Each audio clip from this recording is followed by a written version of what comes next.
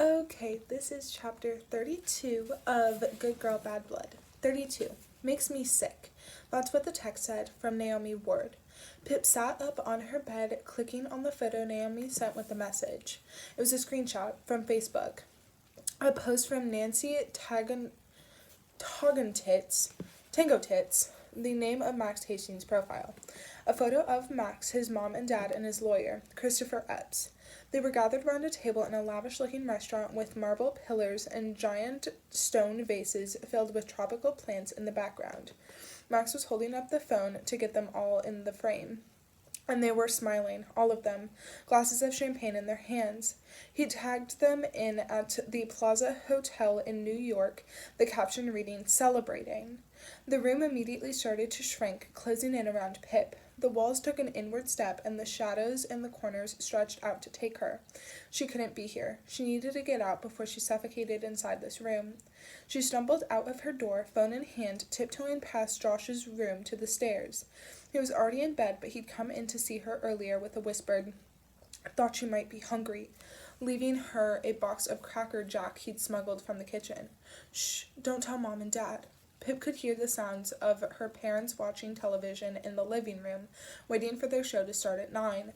They were talking, a muffled drone through the door, but she could hear one word very clearly, her own name. Quietly she stepped into her sneakers, scooped up her keys, and slipped out the front door, shutting it silently behind her. It was raining hard, splattering against the ground and up against her ankles. That was fine. That was okay. She needed to get out, clear her head, and maybe the rain would help, water down the rage until she was no longer ablaze, just the charred parts left behind. Pip ran across the road into the woods on the other side.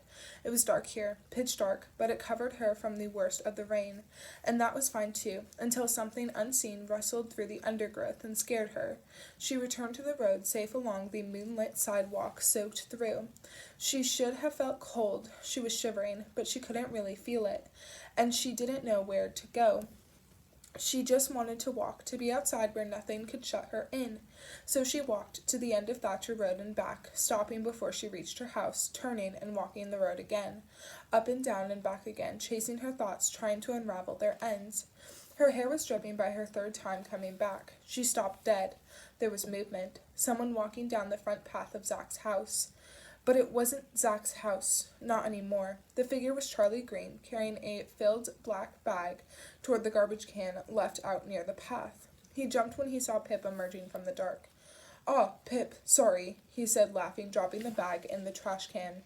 "You scared me. Are you—" He paused, looking at her. "God, you're soaking. Why aren't you wearing a jacket?" She didn't have an answer. "Well, you're almost home now. Get in and get dry," he said kindly. She stuttered, her teeth chattering. "I can't go home. Not yet." Charlie tilted his head, his eyes searching out hers. "Oh, okay," he said awkwardly. "Well, do you want to come to our place for a little while?" "No, thank you," she added hastily. "I don't want to be inside." "Oh, right." Charlie shuffled, glancing back at his house. "Well, do you want to sit on the porch? Get out of the rain?" Pip was about to say no, but actually, maybe she was feeling cold now. She nodded. "Okay, sure," Charlie said, beckoning for her to follow him down the path. They stepped onto the covered front steps, and he paused. "Do you want a drink or something? A towel?" "No, thank you," Pip said, sitting down on the dry middle step. "Right," Charlie nodded, pushing his reddish hair back from his face. "So, are you okay?" Pip began. "I've had a bad day." "Oh," he sat down on the step below hers. "Do you want to talk about it?" "I don't really know how," she said. I listened to your podcast, and the new episode's about Jamie Reynolds," he said. "You're really good at what you do, and brave. Whatever it is that's bothering you, I'm sure you'll find a way." "They found Max Hastings not guilty today." "Oh," Charlie sighed, stretching out his legs. "Shit, that's not good." "To put it lightly," Pip sniffed, wiping rain from the end of her nose. "You know," he said, "for what it's worth, the justice system is supposed to be this purveyor of right and wrong, good and bad, but sometimes I think it gets wrong almost as much as it gets right. I've had to learn that too, and it's hard to accept. What do you do when the things that are supposed to protect you fail you like that?" I was so naive, Pip said. I practically handed Max Hastings to them after everything came out last year, and I truly believed it was some kind of victory, that the bad would be punished, because it was the truth, and the truth was the most important thing to me. It's all I believed in, all I cared about, finding the truth no matter the cost. And the truth was that Max was guilty and he would face justice. But justice doesn't exist, and the truth doesn't matter, not in the real world. And now they've just handed him right back. Oh, justice exists, Charlie said, looking up at the rain. Maybe not for the kind that happens in police stations and courtrooms, but it does exist. And when you really think about it, those words, good and bad, right and wrong, they don't really matter in the real world. Who gets to decide what they mean? Those people who just got it wrong and let Max walk free? No, he shook his head. I think we all get to decide what good and bad and right and wrong mean to us, not what we're told to accept. You did nothing wrong. Don't beat yourself up for other people's mistakes. Pip turned to him, her stomach clenching.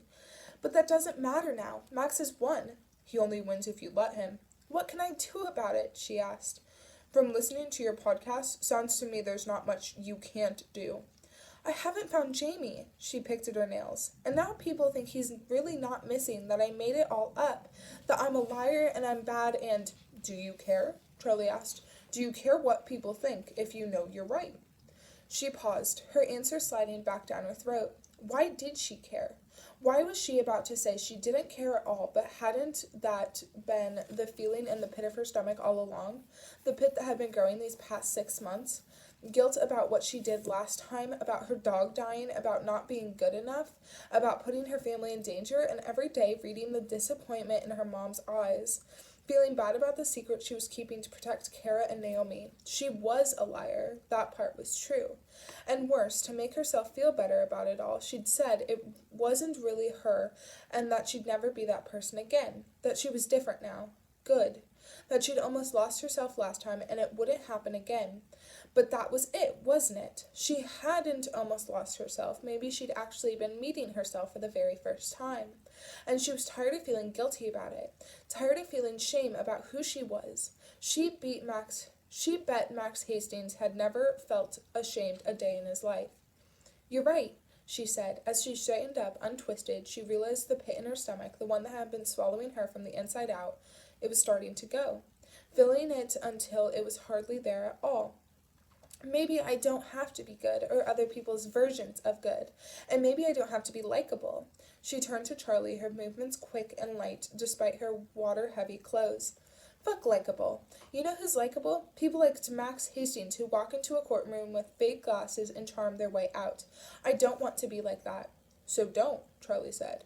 And don't give up because of him. Someone's life might depend on you, and I know you can find him. Find Jamie. He turned a smile to her.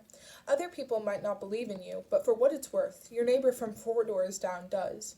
She felt it grow on her face, a smile, small, flickering out after a moment, but it had been there, and it had been real.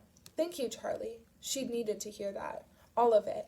Maybe she wouldn't have listened if it had come from anyone close to her. There'd been too much anger, too much guilt, too many voices, but she was listening now. Thank you. She meant it, and the voice in her head thanked him too. No problem. Pip stood up, out into the downpour, staring up at the moon, its light quivering through the sheets of rain. I have to go do something.